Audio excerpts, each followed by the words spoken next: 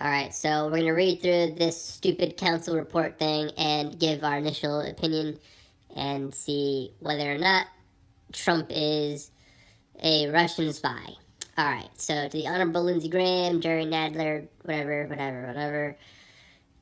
Dear Chairman Graham, Chairman Nadler, Ranking Member Feinstein, and Ranking Member Collins, as a supplement to the notification provided on Friday, March 22nd, 2019, I am writing today to advise you on the principal conclusions reached by Special Counsel Robert S. Mueller III, and to inform you that the status of my initial review of the report has been prepared. Okay, so here we go. On Friday, the special counsel submitted to me a confidential report explaining the prosecution or declination decisions he has reached as required by 28 CFR. I'll start this by saying, I'll stop right now and say I'm an idiot and I have no idea what I'm reading. I feel like the only way I'm going to understand this is if I read out loud and kind of try to discuss with myself right now, because I don't want anyone to kind of mess with my opinion. I don't know the facts. I don't know what the news are saying. What the news is saying. No one I personally know has read this or talked about it, so I just want to stay indifferent as possible. I'm more of a centrist, so I'm not really left or right, so just keep that in mind. Let's go. Some numbers, a weird symbol, 600.8 C. I don't know what that means. This report is entitled Report on the Investigation into Russian Interference in the 2016 Presidential Election. Although my review is ongoing, I believe that it is in the public interest to describe the report and to summarize the principal conclusions reached by the special counsel and the results of this investigation. His investigation. So this is Barr reading the report from Mueller. Okay, here we go. The report explains that the special counsel and his staff thoroughly investigated allegations that members of the presidential campaign of Donald J. Trump and others associated with it conspired with the Russian government in efforts to interfere in the 2016 election, or sought to obstruct the related federal investigation. In the reports, the special counsel noted that in completing his investigation, he employed 19 lawyers who were assisted by a team of approximately 40 FBI agents, intelligence analysts, forensic accountants, and other professional staff. The special counsel issued more than 2,800 subpoenas, executed nearly 500 search warrants, obtained more than 230 orders for communication records, issued almost 50 orders authorizing use of pen registers, made 13 requests to foreign governments for evidence, and interviewed approximately 500 witnesses. So I don't know if any of that's impressive. I don't know.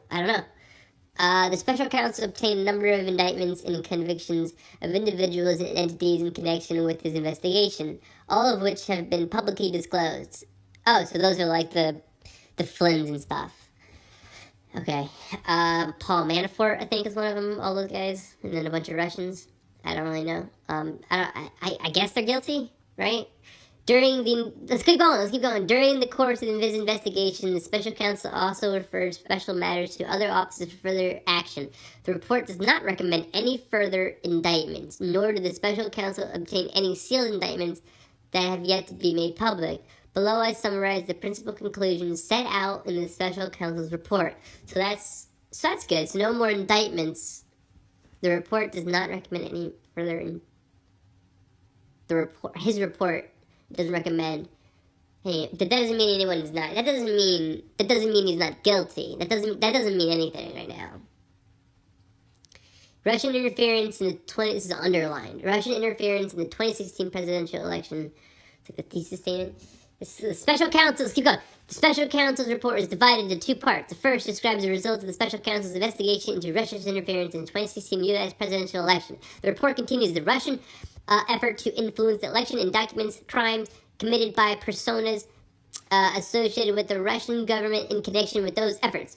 The report further explains that a primary consideration for the special counsel's investigation was whether any Americans, including individuals associated with the Trump campaign, joined the Russian conspiracies to influence the election, which would be a federal crime.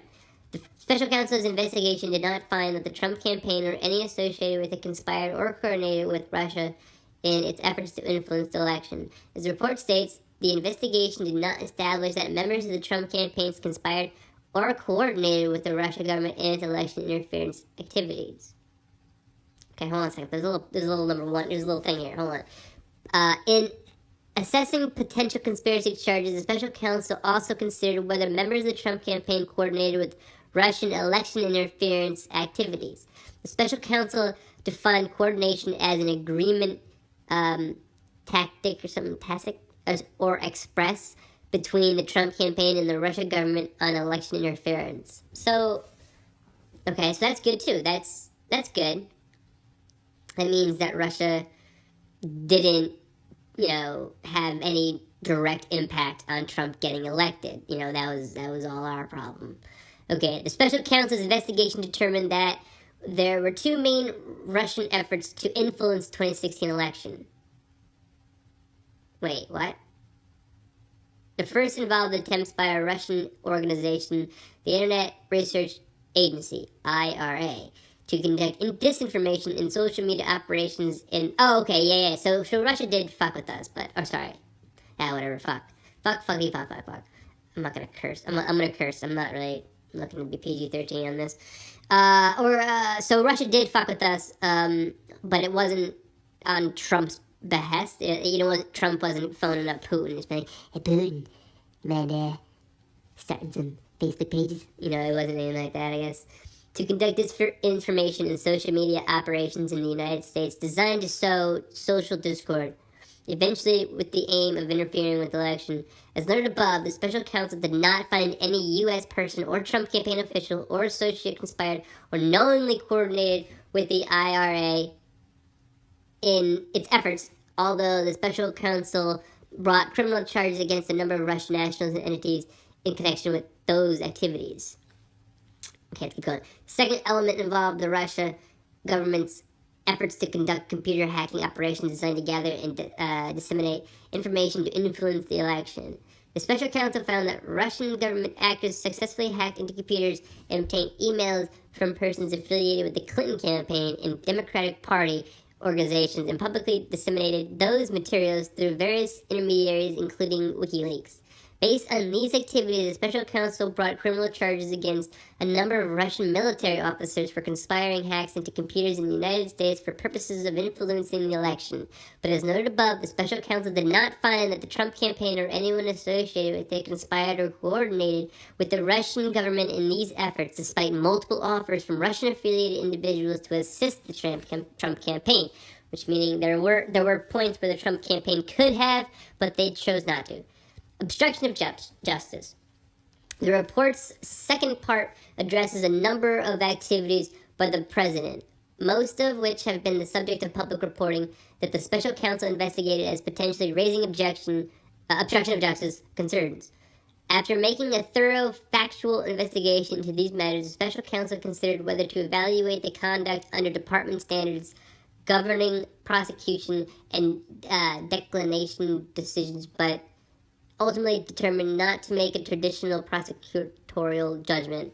The special counsel therefore did not draw a conclusion, one way or the other, as to whether the examined conduct constituted obstruction.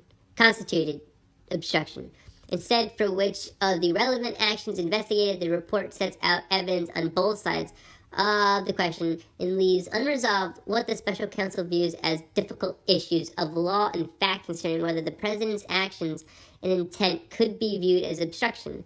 The special counsel states that while this report does not conclude that the president committed a crime, it also does not exonerate him. Okay, so that's obviously, they kind of have to say this. They have to kind of be like, obviously he wasn't a Russian spy, which is what this whole thing was about, but he did yell at us a lot, and he was kind of mean, and he kept saying he was going to fire us, and he kept saying this, he kept saying that.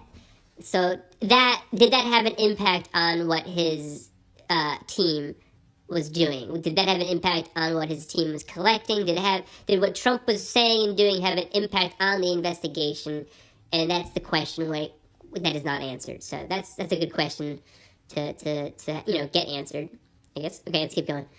The special counsel's decision to describe the facts of his obstruction investigation without reaching any legal conclusion leaves it to the Attorney General to determine whether the conduct described in the report constitutes a crime.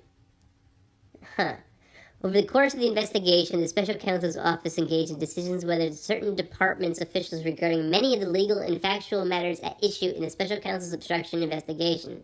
After reviewing the special counsel's final report on these issues, consulting with department officials, including the Office of Legal Counsel, and applying the principles of federal prosecution that guides our charging decisions, Deputy Attorney General Rod Rosenstein and I have concluded that the evidence developed during the special counsel's investigation is not sufficient to establish that the president committed any obstruction of justice offense.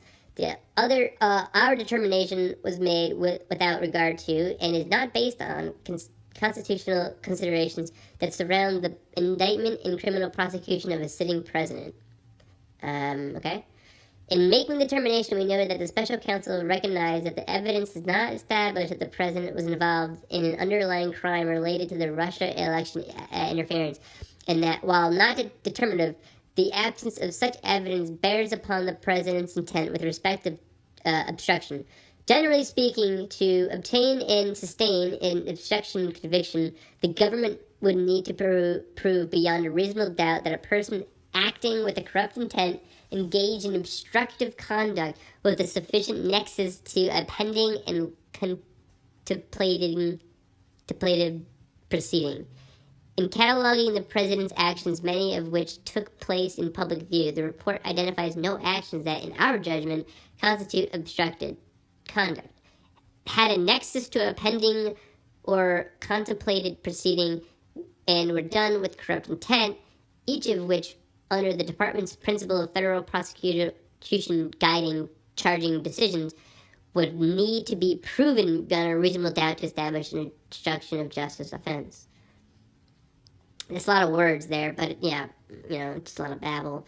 But he's saying that there's a lot of things that the president said that was stupid. All right, status of the department's review. The relevant regulations contemplate that the special counsel's report will be a confidential report to the Attorney General. See off. Okay. Blah, blah, blah, blah, blah, blah. As I have previously stated, however, I am mindful of the public interest in this matter. For that reason, my goal and intent is to release as much of the special counsel's report as I can consistent. That's what it says. I can consistent with the applicable law, regulations, and departmental policies. Based on my discussions with the special counsel and my initial review, it is apparent that the report contains material that is or could be subject to federal rule of criminal procedure, which imposes restrictions on the use and disclosure of information relating to matters occurring. Okay, this is all a bunch of legal jargon, but it's okay. Grand jury. This restriction protects the integrity of grand jury proceeding and ensures that the unique and invaluable investigative powers of a grand jury are used strictly for their intended criminal justice function. Obviously, yeah. Well, we all want to do this on the up and up, do this by the law. Given these restrictions, the schedule for processing the report depends in part on how quickly the department can identify the 6E material that by law cannot be made public. I have requested the assistance of the special counsel in identifying in all 6E information contained in the report as quickly as possible. Separately, I also must identify any information that could impact other ongoing matters, including those that the special counsel has referred to other offices. As soon as this process is complete, I will be in a position to move forward expeditiously in determining what can be released in light of applicable law, regulations, and departmental policies. Mental is right. As I observed in my initial notification, the special counsel regulations provide that the Attorney General may determine that the public release of notifications to your respective committees would be in the public interest. 28 CFR weird symbol 600.9C. I have so determined that I will disclose this letter to the public after delivering it to you. Sincerely, William Barr. Okay, so real quick, yeah, that's shady. That's pretty shady. I don't know. I don't know, I'm an idiot. So leave a comment below if I post this on YouTube. Subscribe if you got any ideas, dude, or ladies, explain it to me, because, I don't know, I play GTA, that's all I do. Peace.